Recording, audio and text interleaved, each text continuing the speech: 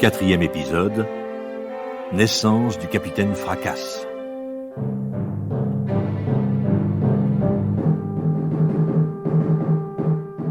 L'action se passe sous le règne de Louis XIII. Le baron de Sigognac, jeune noble sans fortune, a quitté son château des Landes pour suivre la jeune et pure Isabelle et ses camarades comédiens. Après avoir donné une représentation chez le marquis de Bruyères, la troupe a repris sa route, sans Zerbine toutefois, car la soubrette s'est laissée séduire et enlevée par le marquis. Et le voyage se poursuit, ponctué de spectacles, tandis que l'hiver approche.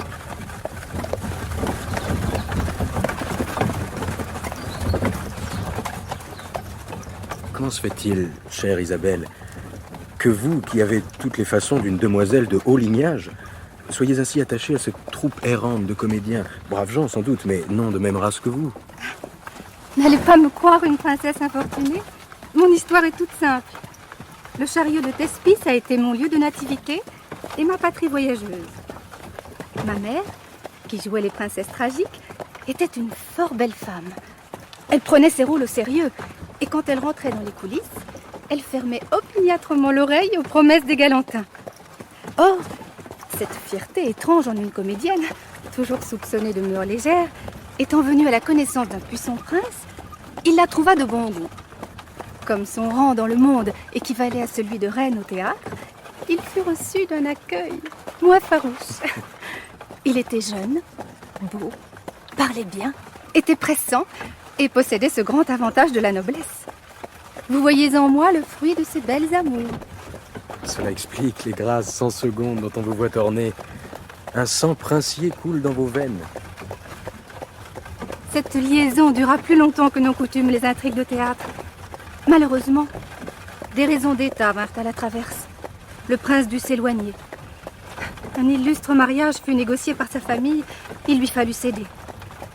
Des sommes assez fortes furent offertes à ma mère pour adoucir cette rupture devenue nécessaire, la mettre à l'abri du besoin et subvenir à mon éducation. Mais elle ne voulut rien entendre, disant qu'elle n'acceptait point la bourse sans le cœur. La mort dans l'âme, elle continua donc son métier de princesse tragique, jusqu'à son trépas, qui ne tarda guère. J'étais alors une fillette de 7 ans. Je jouais de petits rôles proportionnés à ma taille et à mon intelligence. La mort de ma mère me causa un chagrin au-dessus de mon âge. Et je me souviens qu'il fallut me fouetter ce jour-là pour me forcer à jouer un des enfants de Médée. Puis, cette grande douleur s'apaisa par les cajoleries des comédiens et des comédiennes. Blasius, qui faisait partie de notre troupe, m'apprit la récitation, les façons de dire et d'écouter, les poses, les gestes, tous les secrets d'un art où il excelle. Et le nom de ce prince, le savez-vous? Il serait peut-être dangereux pour mon repos de le dire, mais il est resté gravé dans ma mémoire. Existe-t-il quelques preuves de sa liaison avec votre mère? Je possède un cachet armorié de son blason. Je vous le montrerai un jour.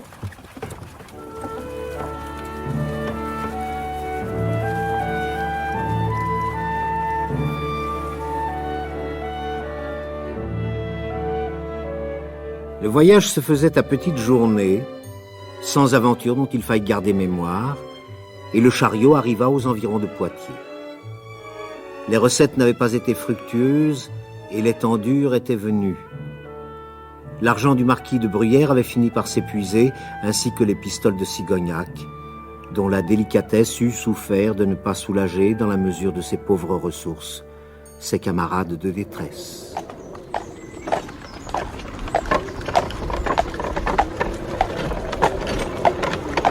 Arrêtez-nous! Je veux descendre! Venez-y, frère Isabelle. Mesdames, reste dans la charrette. Notre dernier cheval peut encore vous tirer. Oh, nous l'aiderons en poussant. Cette pauvre bête n'ira plus loin.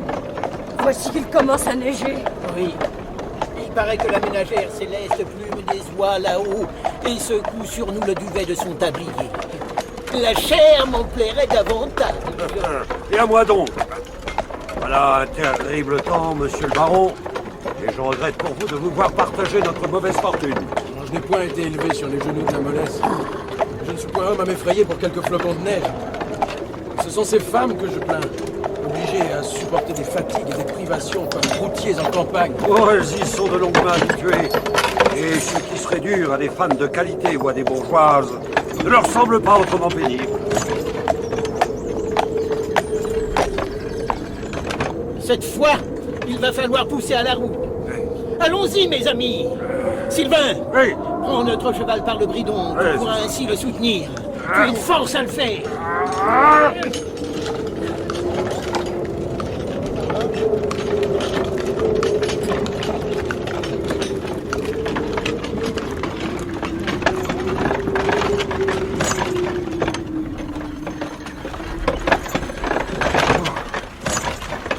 Puisque la tempête se calme un peu, arrêtons-nous. Où donc est Matamor? Est-ce que le vent l'aurait emporté? C'est peut-être blotti au fond de la voiture.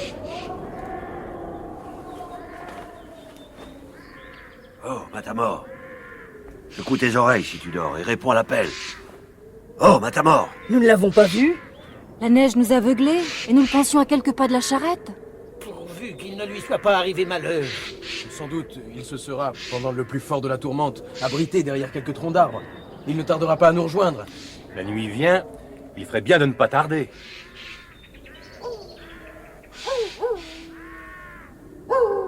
Il doit être arrivé quelque chose à notre camarade. Cette maudite bête hurle comme pour un mort. Oh mon Dieu, pauvre Matamor. Que fais-tu, Blasius? Il faut l'aller chercher sans plus attendre. Avec cette lanterne dont la lumière lui servira de guide s'il s'est égaré. Car en ces temps neigeux, il est facile d'errer. Je te suis. Je vous accompagne. Léandre et Scapin resteront auprès des dames. Matamor! Matamor! Matamor! Matamor!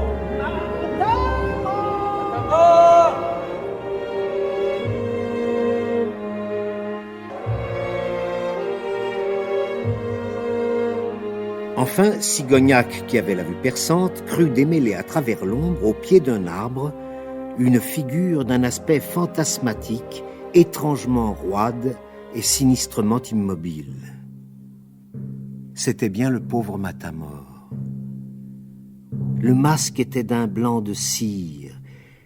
Le nez, pincé aux ailes par les doigts noueux de la mort, luisait comme un os de seiche. La peau se tendait sur les tempes. Les yeux dilatés regardaient comme deux yeux de verre. Le cachet de l'éternel silence scellait ses lèvres, d'où s'étaient envolées tant de joyeuses rodomontades, et la tête de mort, sculptée par la maigreur, apparaissait déjà à travers ce visage pâle où l'habitude des grimaces avait creusé des plis horriblement comiques que le cadavre conservait. Aussi mort que Khéops sous la grande pyramide. Portons-le jusqu'à la charrette. Demain, il fera jour et nous l'inhumerons le plus décemment possible. À nous autres, histrions, l'église marâtre nous ferme, lui, du cimetière et nous refuse cette douceur de dormir en terre sainte. Il nous faut aller pourrir aux gémonies comme chiens crevés aux chevaux morts, après avoir en notre vie amusé les plus gens de bien.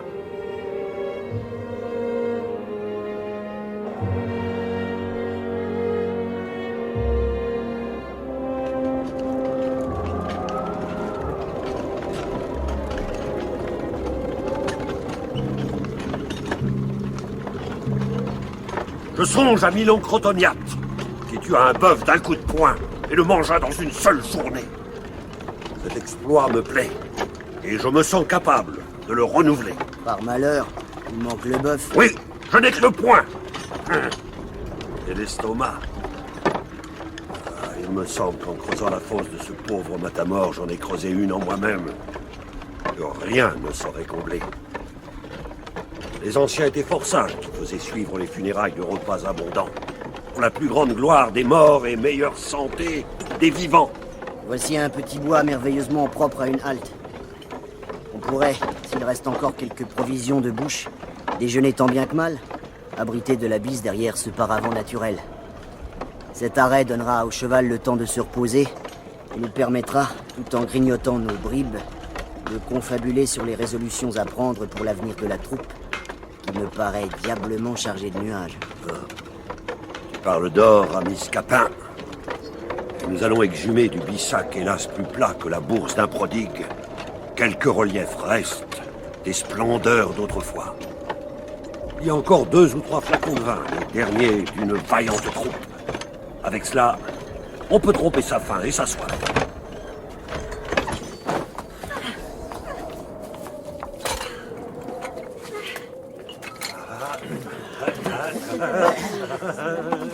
Oh, la belle ordonnance. Un majordome ne disposerait pas mieux les choses. Blasius, bien que tu sois un merveilleux pédant, ta véritable vocation était celle d'officier de bouche. J'ai bien eu cette ambition, mais la fortune adverse l'a contrariée. Surtout, mes petits bedons, n'allez pas vous jeter gloutonnement sur les mains. Mastiquez avec lenteur et componction. D'ailleurs, je vais vous tailler les parts, comme cela se pratique sur les radeaux dans les naufrages. À toi, tyran, cet os jambonique auquel pend encore un lambeau de chair. De tes fortes dents, tu le briseras et en extrairas philosophiquement la moelle. À vous, mesdames, ce fond de pâté enduit de farce dans ses encoignures. C'est un mets délicat, savoureux et nutritif. À vous, baron de Sigognac, ce bout de saucisson. Prenez garde seulement d'avaler la ficelle qui en noue la peau. Il faut la mettre à part pour le souper. Léandre, Scapin et moi, nous nous contenterons de ce vénérable morceau de fromage, sourcilleux et barbu comme un ermite en sa caverne. Quant au pain, ceux qui le trouveront trop dur auront la faculté de le tremper dans l'eau.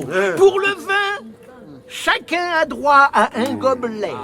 Et comme sommelier, je vous prie de faire rubis sur l'ongle afin qu'il n'y ait déperdition de liquide.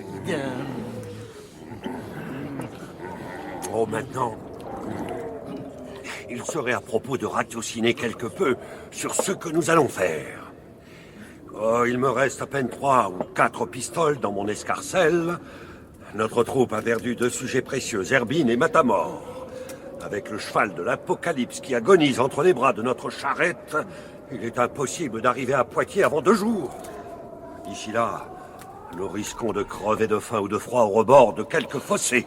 Tu exposes fort bien le mal, mais tu n'en dis pas le remède.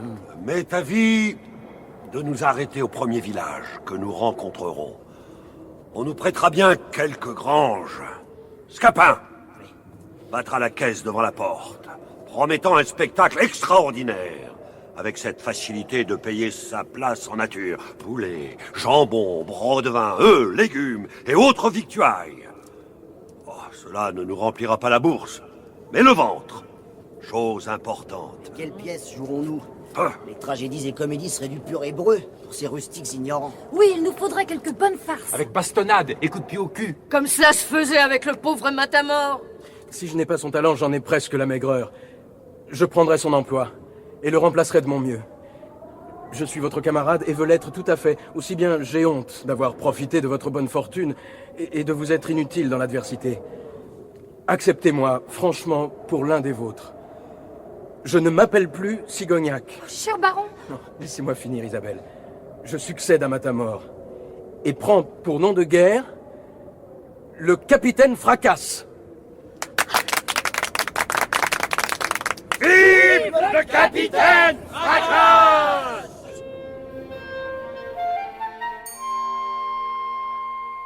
La résolution du baron, qui d'abord étonna les comédiens, n'était pas si subite qu'elle en avait l'air. Sigognac la méditait depuis longtemps déjà. Il rougissait d'être le parasite de ces honnêtes baladins qui partageaient si généreusement avec lui leurs pauvres ressources. Il jugeait moins indigne d'un gentilhomme de monter sur les planches pour gagner bravement sa part que de l'accepter en paresseux. Les choses ainsi réglées, on se remit en route. De chaque côté du chemin, la campagne blanche de neige s'étendait déserte à perte de vue.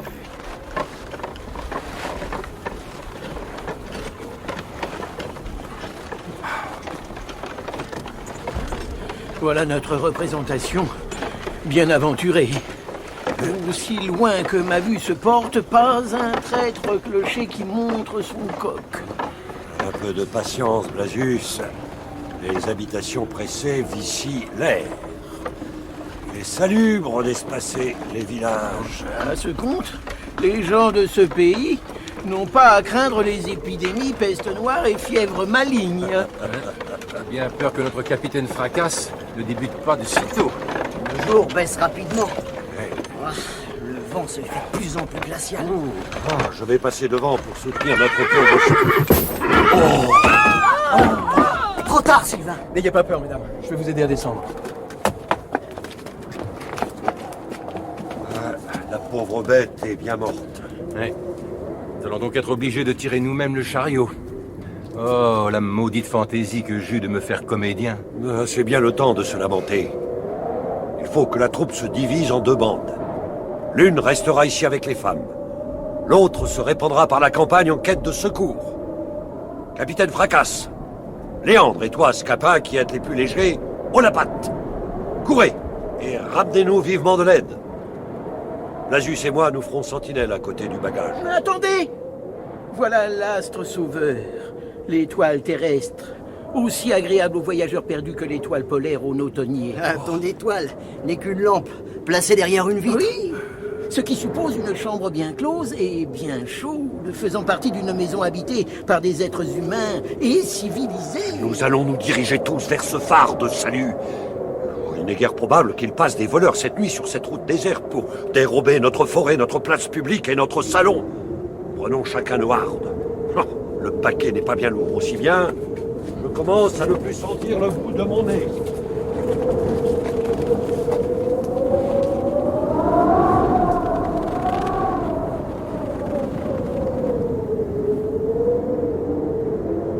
Restez ici, à quelque distance. Notre nombre effraierait ces gens qui nous prendraient pour une bande de malandrins. Je suis vieux et de mine paterne. Je vais seul entamer les négociations. Blasius alla frapper à la porte qui s'entrebâilla, puis s'ouvrit toute grande. Alors, de la place où ils étaient plantés, les pieds dans la neige, les comédiens virent un spectacle assez inexplicable et surprenant. Le pédant et le fermier, qui haussait sa lampe pour éclairer au visage l'homme qui le dérangeait ainsi, se mirent, après quelques mots échangés, à gesticuler d'une manière bizarre et à se ruer en accolade, comme cela se pratique au théâtre pour les reconnaissances. Oh là, arrivez sans crainte. Nous sommes chez un enfant de la balle, un mignon de Thespis, le célèbre Bel Ombre. Vous connaissez tous sa gloire insigne. Bénissez le hasard qui nous adresse juste à la retraite philosophique où ce héros du théâtre se repose sur ses lauriers. Entrez, mesdames et messieurs.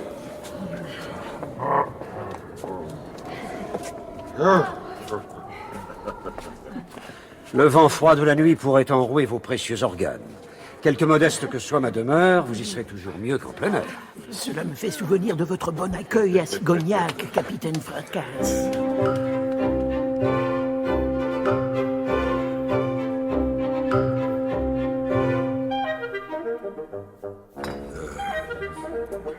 Notre bonheur serait parfait si Matamor était là. Que lui est-il donc survenu de fâcheux? Oh, il est mort de froid sur la route. Et sans la rencontre heureuse que nous avons faite d'un ancien et brave camarade, cette nuit, il nous en pendait autant au nez. Demain, j'enverrai chercher votre chariot et nous dresserons un théâtre dans la grange. Il y a près d'ici un gros bourg qui nous fournira des spectateurs. Si la représentation ne suffit pas, au fond de ma bourse dorment quelques bonnes pistoles. Je ne laisserai pas mon vieux Blasius et ses amis dans l'embarras. Je vois que tu es toujours le généreux Bel Ombre. Oh, tout en cultivant les terres dont j'ai hérité, je ne laisse pas mon cerveau en friche. Je relis les vieux auteurs. J'étudie par manière de passe-temps les rôles à ma convenance. Et je m'aperçois que je n'étais qu'un grand fat au temps où l'on m'applaudissait, parce que j'avais la voix sonore, le port galant et la jambe belle. Alors je ne me doutais pas de mon art et j'allais à travers tout. La sottise du public fit mon succès. Le grand Belombre seul peut parler ainsi de lui-même. L'art est long, la vie est courte. Surtout pour le comédien obligé de traduire ses conceptions au moyen de sa personne. J'allais avoir du talent, mais je prenais du ventre, chose ridicule en mon emploi de beau ténébreux et d'amoureux tragique. Je saisis l'occasion de cet héritage, et je me retirai dans ma gloire, ne voulant point imiter ces obstinations qui se font chasser des tréteaux à grand renfort de trognons de pommes.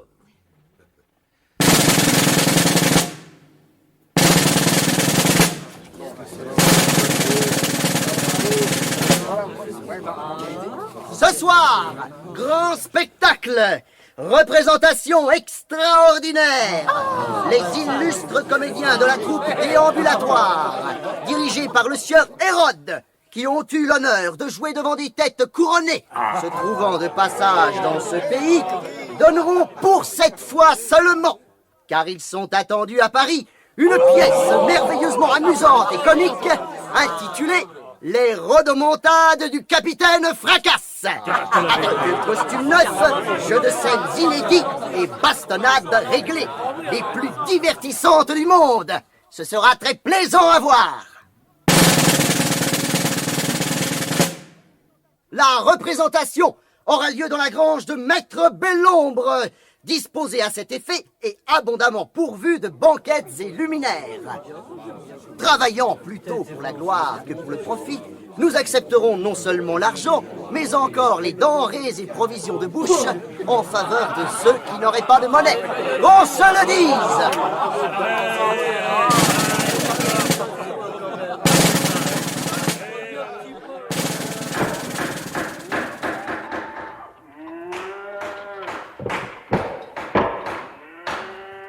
Les premiers pas sur la scène ont pour spectateurs des veaux et des bêtes à cornes. Il y aurait de quoi humilier mon amour-propre si j'en avais. Ce ne sera pas la dernière fois que vous aurez un tel public. Il y a toujours dans la salle des imbéciles et des maris. Pour un novice, Sigognac ne jouait pas trop mal, et l'on sentait qu'il se formerait vite. Il avait la voix bonne, la mémoire sûre, et l'imagination assez lettrée pour ajouter à son rôle ces répliques qui naissent de l'occasion et donnent de la vivacité au jeu. La pantomime le gênait davantage, étant fort entremêlée de coups de bâton, lesquels révoltaient son courage, encore qu'ils ne vinssent que de bourrelets de toile peinte remplis d'étoupes. Ses camarades le ménageaient autant que possible, mais il se courrouçait malgré lui, faisant de terribles grimaces. Puis, se rappelant tout à coup l'esprit de son rôle, il reprenait une physionomie lâche, effarée, et subitement couarde. Gardez de corriger en vous ces mouvements qui viennent de nature. Ils sont très bons et produiront une variété nouvelle de matamores. Quand vous n'éprouverez plus ces indignations furieuses, feignez-les. Mais votre Fracasse voudrait bien être brave. Il aime le courage. Les vaillants lui plaisent. Et il s'indigne lui-même d'être si poltron. Loin du danger, il ne rêve qu'exploits héroïques. Mais quand vient le péril, son imagination trop vive lui représente la douleur des blessures, le visage camard de la mort, et le cœur lui manque. Cette méthode vaut mieux que ces titubations de jambes, écarquillements d'yeux et autres grimaces plus simiesques qu'humaines, par lesquelles les mauvais comédiens sollicitent le rire du public et perdent leur art.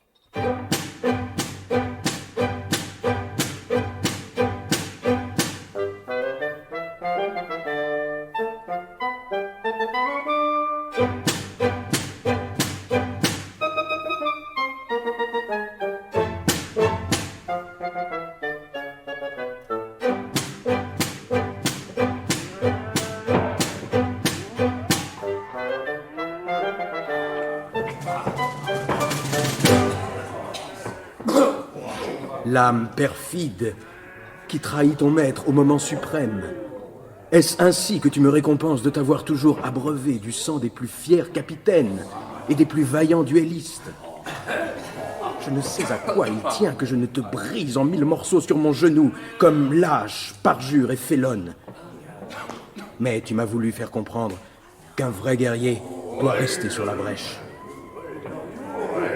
En effet, cette semaine, je n'ai défait aucune armée.